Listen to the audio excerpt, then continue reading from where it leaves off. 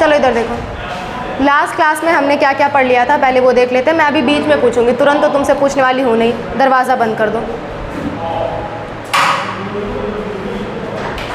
Lock कर दो, खुले ना। देखो तुम उसी में देखो, हद है।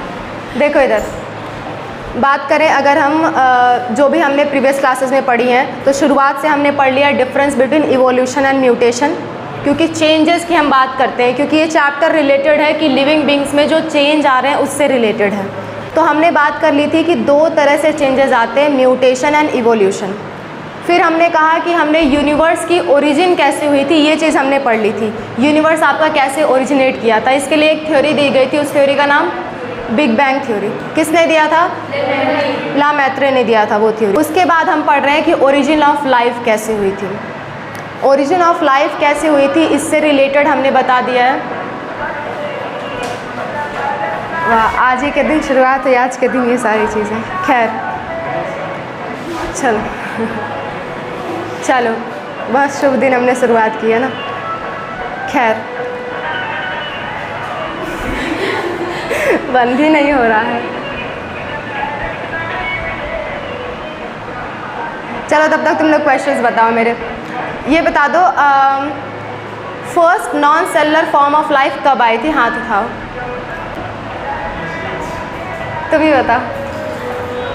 क्या मैम अभी तक क्या कर रहे थे? 5 लाइन है, 5-6 लाइन है, इससे ज़्यादा कुछ नहीं है। 5-6 लाइन बस याद करनी थी, उसने याद कर लिया। चलो चलो खड़े रहो, खड़े रहो थोड़ी देर।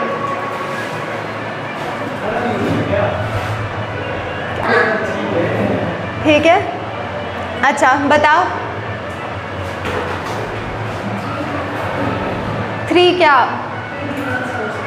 3 बिलियन ईयर्स अगो। ठीक है, वेरी गुड, बैठ जाओ, तुम खड़े रहो।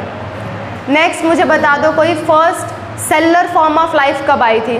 झांक के बताया, झांको नहीं नीचे। चलो चलो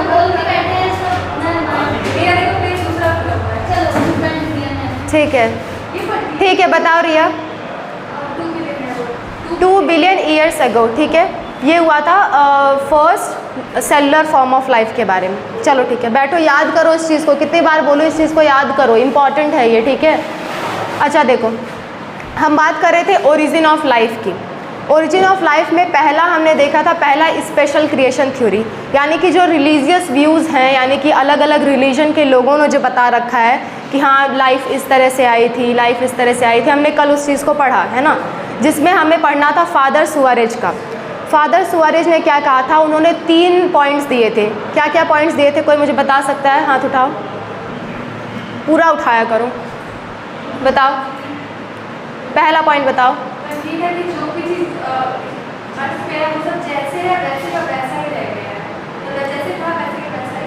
ओके, मतलब जो भी क्रिएचर्स थे जैसे पहले थे वैसे अभी भी हैं, उनमें कोई भी चेंजेस नहीं आई हुई है। दूसरा पॉइंट इन्होंने ये कहा था कि जो भी आपके ऑर्गेनिजम्स थे हैं जो प्रेजेंट में दिख रहे हैं वो पास्ट में भी वैसे ही थे, ना उनके नंबर्स बढ़े हैं और ना कभी बढ़ सकते हैं। थर्ड पॉइंट आपका ये था कि जो आपकी अर्थ है वो सिर्फ 4000 साल पहले बनी हुई है। ये 3 पॉइंट उन्होंने बता रखे थे, जो कि हम अब उसे बिल्कुल भी नहीं मानते। जो भी स्पेशल क्रिएशन या फिर रिलीजियस व्यूज़ वाली जो थ्योरीज़ हैं उनको हम अब बिल्कुल नहीं मानते हैं। नेक्स्ट आपका जो व्यूज़ है वो है पैनस्पर्मिया थ्योरी, ठीक है, या फिर कह सकते हो उसको cosmic panspermia theory. Cosmic word होता है स्पेस से रिलेटेड, ठीक है। ये वर्ड जहाँ भी आपको दिखे तो आप क्या समझोगे? स्पेस से रिलेटेड। मैं लिख दे रही हूँ यहाँ पे कॉस्मिक। कॉस्मिक वर्ड होता है स्पेस से रिलेटेड, स्पेस वगैरह तो समझते हो ना। स्पेस से रिलेटेड जो होता है वो होता है कॉस्मिक वर्ड। क्योंकि एस्ट्रोलॉजर्स इस थ्योरी पे ज़्यादा बिलीव करते हैं, इसलिए हम कहते हैं इसे कॉस्मिक पैनस्पर्मिया थ्योरी, ठीक है। पैनस्पर्मिया रिलेटेड होता है स्पोर फॉर्मेशन से। तो इस थ्योरी के लोग ये कहते हैं, जो भी इस थ्योरी को मानने वाले हैं वो ये कहते हैं कि जो भी आपका लाइफ आई है वो डिफरेंट किसी प्लैनेट से आई है और किसी प्लैनेट पे लाइफ रही होगी, वहाँ से स्पोर्स आ गए हैं हमारे अर्थ पे, जिसकी वजह से अर्थ पे भी लाइफ शुरू हो गई है, ठीक है। ये आपका कौन कहता है? Cosmic panspermia theory. अच्छा, इसे बिलीव कौन करते हैं? एस्ट्रोलॉजर्स का ये फेवरेट आइडिया है, एस्ट्रोलॉजर्स इसे बिलीव करते हैं। अच्छा, आज हमें पढ़ना है क्या, थ्योरी ऑफ स्पॉन्टेनियस जनरेशन। ठीक है, स्पॉन्टेनियस जनरेशन की अगर मैं बात करूँ तो स्पॉन्टेनियस जनरेशन मतलब क्या होता है, स्पॉन्टेनियस मतलब जो अपने आप हो जाए। ठीक है, स्पॉन्टेनियस मतलब जो अपने आप हो जाए। ठीक है, तो ये जो आप स्पॉन्टेनियस जनरेशन पढ़ने वाले हो, इस थ्योरी को मानने वाले ऐसा कुछ कहेंगे कि लाइफ अपने आप जनरेट हो गई है कुछ रॉ मटेरियल्स से। ठीक है, वो रॉ मटेरियल्स क्या क्या होंगे, कैसे अपने आप जनरेट हुई है, कौन से साइंटिस्ट इसे सपोर्ट करते हैं, इन सारे के बारे में हमें आज देखना है। ठीक, तो हेडिंग डालो, हेडिंग डालो। थर्ड हम पढ़ रहे हैं, थर्ड वाला, थ्योरी ऑफ स्पॉन्टेनियस जनरेशन।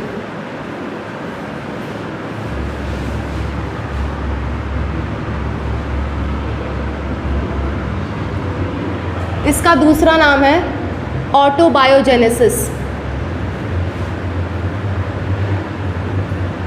आ रही हूँ, सारे वर्ड का मतलब बताऊंगी, डोंट वरी। अब इधर इस चैप्टर का हमें कंटिन्यूसली वीडियो से बनाना है। ठीक है, एक दो दिन प्रॉब्लम हो सकती है, बाकी धीरे धीरे एडजस्ट हो जाएगा, डोंट वरी। देखो, हमें पढ़ना है थर्ड, हमारी जो थ्योरी है वो क्या है, थ्योरी ऑफ स्पॉन्टेनियस जनरेशन। ठीक है, स्पॉन्टेनियस मतलब होता है जो अपने आप हो जाए। आप केमिस्ट्री में भी ये प्रोसेस पढ़ोगे कि स्पॉन्टेनियस रिएक्शंस वगैरह आप देखोगे, जो रिएक्शंस अपने आप हो जाएं जिसमें एनर्जी ना लगानी पड़े। ठीक है, तो स्पॉन्टेनियस मतलब होता है अपने आप हो जाने वाला। ऑटोजेनेसिस, ऑटो मतलब भी आप जानते होगे, ऑटो मतलब क्या होता है, सेल्फ। ऑटो मतलब होता है सेल्फ। बायोजेनेसिस, बायो मतलब लाइफ, जेनेसिस मतलब बनना, यानी लाइफ का अपने आप बन जाना। ठीक है, उसे क्या कहेंगे, ऑटो बायोजेनेसिस। नेक्स्ट है आपका ए बायोजेनेसिस। ए मतलब एब्सेंट, बायोजेनेसिस मतलब बिना लाइफ, बायो मतलब लाइफ होता है, ए बायोजेनेसिस मतलब बिना लाइफ के भी नई लाइफ बन जाती है, यानी कि लाइफ अपने आप बन जा रही है, उसे पहले किसी भी चीज़ की, किसी लाइफ की ज़रूरत नहीं है। तो तीनों एक ही बात कह रहे हैं। ठीक है, फिर से मैं इस चीज़ को बताती हूँ। देखो, ये थ्योरी क्या कहती है, ये थ्योरी ये कहती है कि जो भी आपकी लाइफ आई है, ठीक है, वो किसी भी रॉ मटेरियल से, जैसे कि आपके डेड डिकेइंग लीव्स वगैरह हैं, सड़े गले पत्ते हैं, या कोई ऐसी जगह है जो मिट्टी वाली कीचड़ वाली जगह है, वहाँ से लाइफ अपने आप बन जाती है, उसे कोई भी प्री एग्जिस्टिंग लाइफ की ज़रूरत नहीं पड़ती है। ये थ्योरी ऐसा कहती है।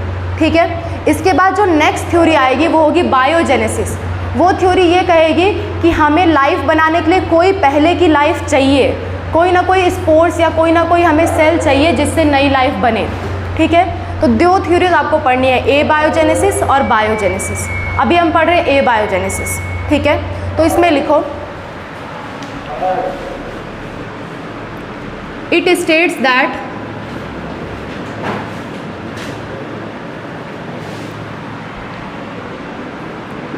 न्यू ऑर्गेनिजम्स are formed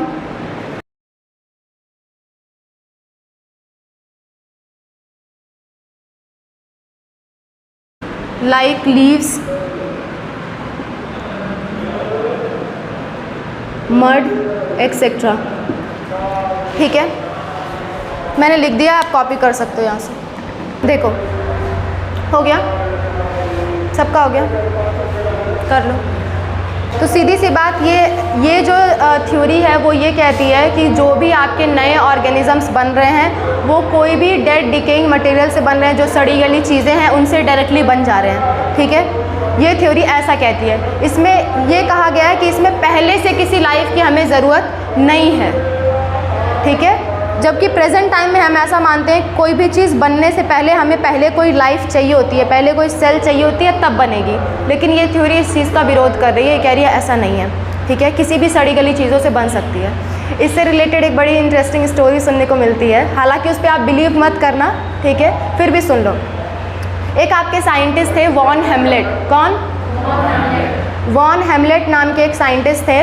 उन्होंने क्या कहा कि अगर आप किसी गेहूं के छोटी सी बाली ले लो, बाली समझते हो, गेहूं का छोटा सा पार्ट ले लो, मतलब गेहूं के प्लांट का छोटा सा पार्ट ले लो, हाँ, जिसमें ग्रेन्स हो, ग्रेन से वो भरा हुआ हो, छोटा सा पार्ट ले लो, सूखा हो, पका हुआ पार्ट हो, और आप पसीने से भरा एक टी शर्ट ले लो, ठीक है, जिसमें बहुत पसीना आपको हुआ, वो टी शर्ट ले लो, उस टी शर्ट को उस बाली में लपेट के अगर किसी गर्म जगह पे रख दो, यानी कि बॉक्स वगैरह में दबा के कहीं कपड़ों के बीचों में रख दो, तो 21 दिन बाद वो चूहा बन जाता है, ऐसा उन्होंने कहा था।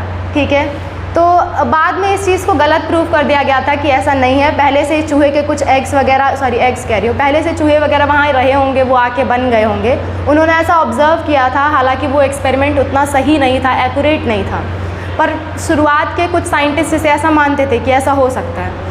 एक और चीज़ थी, ये आपके 10th क्लास में भी बहुत अच्छे से दे रखा है, खासकर यूपी बोर्ड में ये सब बहुत अच्छे से पढ़ाया गया था हम लोग को, लेकिन ये हालांकि गलत प्रूव हो चुका है, फिर भी सुन लो। और बोला जाता है कि अगर कोई कीचड़ वाला इलाका है ना, बहुत दलदली सा इलाका है, वहाँ पे जो आपके ये होते हैं ना स्कॉर्पियन, बिच्छू वगैरह जो होते हैं, ठीक है, बिच्छू वगैरह जो होते हैं वो खुद ब खुद बन जाते हैं, वो अपने आप वहाँ पे जनरेट हो जाते हैं। कई लोग बोलते हैं दही और चोकर वगैरह डाल दो किसी गंदी जगह पे, तो वहाँ पे भी ये अपने आप बन जाते हैं। ठीक है, हालांकि ये सब सिर्फ मिथ है, इनमें कोई भी सच्चाई नहीं है। पहले के लोग ऐसा मानते थे, पहले के कुछ साइंटिस्ट मानते थे। जो भी साइंटिस्ट इस थ्योरी को सपोर्ट करेंगे उनकी कैटेगरी में आएगा।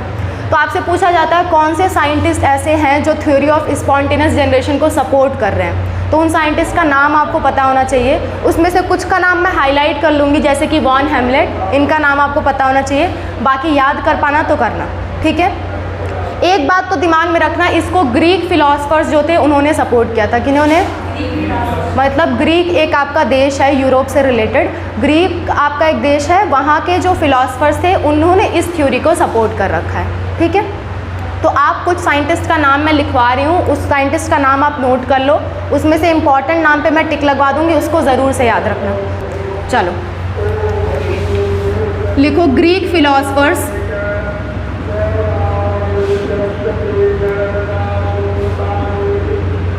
Supported it. उसमें सबसे पहला नाम आता है वॉन हेमलेट का।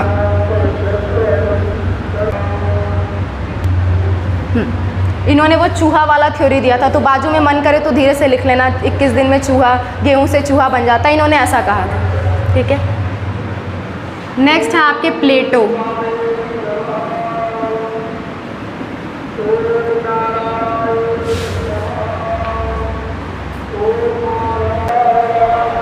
चलो देखो, इसमें से मेनली आपको किसका नाम याद रखना है? वॉन हेलमेंट का नाम आपको याद रखना है, क्योंकि इन्होंने चूहे वाली थ्योरी बताई थी और सबसे पहले इन्होंने बताई थी। और ये जो स्पॉन्टेनियस जनरेशन की थ्योरी है ना, सबसे ज़्यादा इन्होंने ही सपोर्ट किया था, तो इनका नाम एटलीस्ट आपको याद रखना है। किसका? वॉन हेलमेंट का। ठीक है, अच्छा दूसरा ये, अच्छा ये ग्रीक फिलोसफर नहीं है, सॉरी ये ग्रीक फिलोसफर नहीं है आपके, बाकी तीनों ग्रीक फिलोसफर्स हैं, ये तीनों ग्रीक फिलोसफर्स हैं, इसको करेक्ट कर लो। वॉन हेलमेंट ग्रीक फिलोसफर नहीं है, इनके अलावा बाकी सारे कौन है? ग्रीक फिलोसफर्स हैं। ठीक है, ये तीनों प्लेटो, एरिस्टोटल और थेल्स। एरिस्टोटल को अरस्तु भी कहते हैं, जानते हो? अरस्तु हैं, हाँ हाँ, ये आई थिंक जूलॉजी के भी फादर हैं। ठीक है,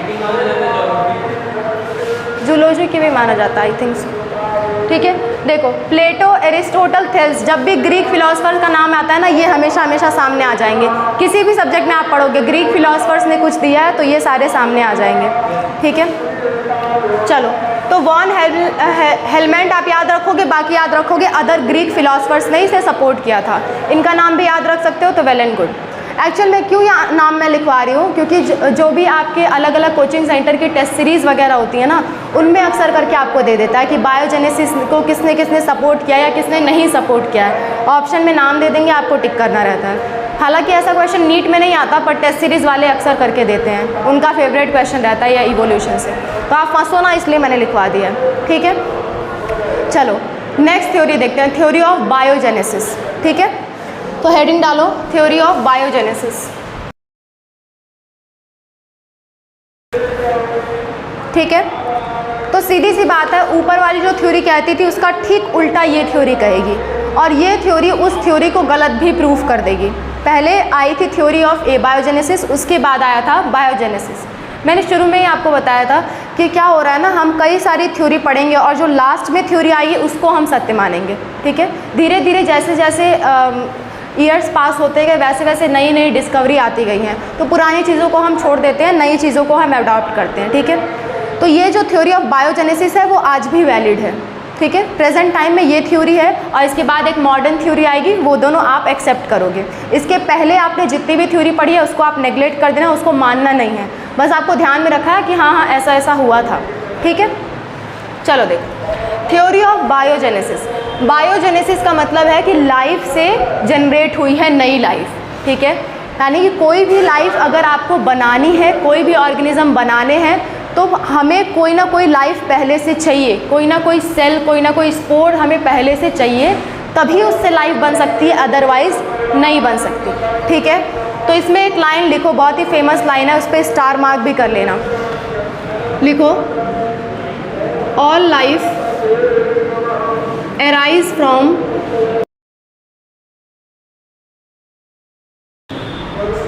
ये थ्योरी यही कहती है जितनी भी लाइफ है वो प्री एग्जिस्टिंग लाइफ से बनी हुई है। देखो ये सीधा सीधा उसका उल्टा है। आप उसमें कहा गया था कि लाइफ को बनाने के लिए सिर्फ कुछ रॉटन मटेरियल्स वगैरह चाहिए, रॉ मटेरियल्स हमें चाहिए जो डेड डिकेइंग लीव्स वगैरह हैं, लेकिन ये थ्योरी ऐसा कहती है कि हमें कोई ना कोई लाइफ चाहिए, यानी कोई ना कोई स्पोर्स गैमेट्स वगैरह हमें चाहिए, तभी हमारी न्यू लाइफ बनेगी, अदरवाइज नहीं बनेगी। ठीक है, तो all life arise from pre existing life, सारी लाइफ अराइज होती है यानी कि बनती हैं प्री एग्जिस्टिंग लाइफ से, पहले से जो लाइफ एग्जिस्ट है उन्हीं से बनेगी, अदरवाइज नहीं बनेगी। हालांकि ये थ्योरी ऐसा एक्सप्लेन नहीं कर पाती है कि पहली लाइफ कहाँ से आई थी, ये थ्योरी ऐसा एक्सप्लेन नहीं कर पाती है, उस चीज़ को हम आगे देखेंगे। ठीक है, जो लास्ट वाली थ्योरी हम पढ़ेंगे मॉडर्न थ्योरी, उसमें हम डिटेल से सारी चीज़ें देखेंगे कि कैसे कैसे हुआ है। ये तो हम यूँ ही पढ़ रहे हैं थोड़ा सा याद रखने के लिए, थोड़ा सा क्वेश्चंस इससे पूछे जाते हैं, इसलिए हम ये चीज़ें पढ़ रहे हैं। तो देखो इसको मेनली 3 साइंटिस्ट ने सपोर्ट किया है। ठीक है, कौन कौन? फ्रांसिस्को रेडी, मेरे साथ बोलो, Francisco ready, Spallanzani, Louis Pasteur. Pasteur का नाम आपने सुना होगा, पास्चराइजेशन एक प्रोसेस भी होती है। ठीक है, हाँ आप केमिस्ट्री में भी पढ़ोगे, आप बायोलॉजी में भी ये पढ़ोगे पास्चराइजेशन की प्रोसेस, तो लुईस पास्चर वही है। ठीक है, तो 3 साइंटिस्ट ने इन्हें सपोर्ट किया है, कौन कौन? एक बार फिर से बोलो, फ्रांसिस्को रेडी, लुईस पास्चर, स्पैलेंजिनी। ठीक है, इन तीनों साइंटिस्ट ने थ्योरी ऑफ बायोजेनेसिस को सपोर्ट किया है। तो चलो लिख लो इस चीज़ को।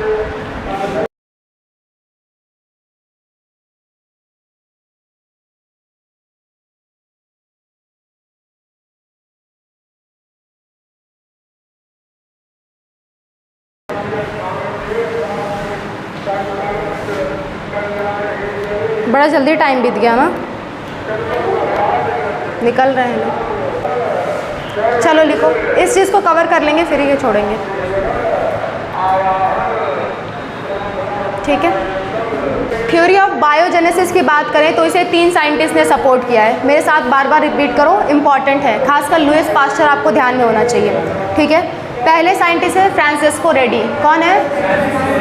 दूसरा है स्पैलेंजिनी, तीसरा है लुईस पास्चर। ठीक है, ये 3 साइंटिस्ट आपको बहुत अच्छे से ध्यान में रखने हैं, खास करके ये लुईस पास्चर, क्योंकि इनके एक एक्सपेरिमेंट भी हम देखने वाले हैं। नेक्स्ट क्लास में हम इनका एक्सपेरिमेंट देखेंगे, स्वान नेक एक्सपेरिमेंट है इनका। ठीक है, तो ये एक्सप्लेन कर देते हैं कि कैसे इन्होंने विथ प्रूफ एक्सप्लेन किया है कि बायोजेनेसिस कैसे हुई है। ठीक है, अच्छा, जब इनका ये प्रूफ हो गया था तो उसके बाद से हम बायोजेनेसिस को कैंसिल कर देते हैं, अब हम उसे नहीं मानते इनके प्रूफ के बाद ही। ठीक है, तो इन्होंने ही कैंसिल किया था बायोजेनेसिस की थ्योरी को।